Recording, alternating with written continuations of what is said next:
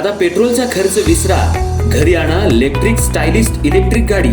100% भारतीय बनावटीची electrics EV electric गाडी आता उपलब्ध। 5 वर्षांची वॉरंटी, आकर्षक कलर्स आणि स्पोर्ट्स डिझाइन। एकदा चार्ज करा आणि 100 ते 140 किलोमीटर पर्यंत रेंज। अत्याधुनिक सर्व्हिस सुविधा, लोन सुविधा सुद्धा उपलब्ध।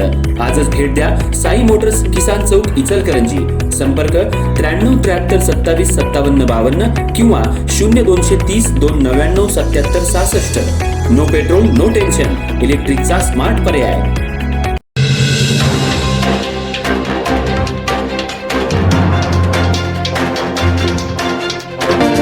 कोल्हापूर जिल्ह्यातल्या हातकणंगले तालुक्यातील इंगळी इथं एका दूध डेअरीवर ऑनलाईन तक्रार झाल्यानंतर कोल्हापूर अन्न आणि औषध प्रशासनानं या डेअरीवर छापा टाकून डेअरीतील दुधाचे नमुने तपासणीसाठी घेतले।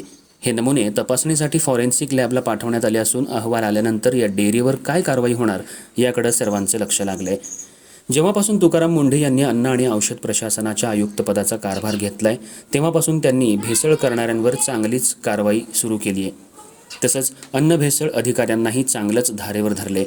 आयुक्त तुकाराम मुंढे यांनी एक हेल्पलाईन आणि ऑनलाईन तक्रारीची वेबसाईट सुरू केली आहे।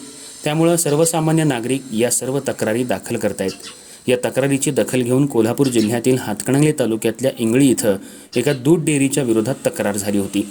याच तक्रारीची दखल घेऊन अन्न प्रशासन यांनी इंगळी इथं एका दूध डेअरीवर छापा टाकला। तिथले दूध नमुने तपासणीसाठी घेतले।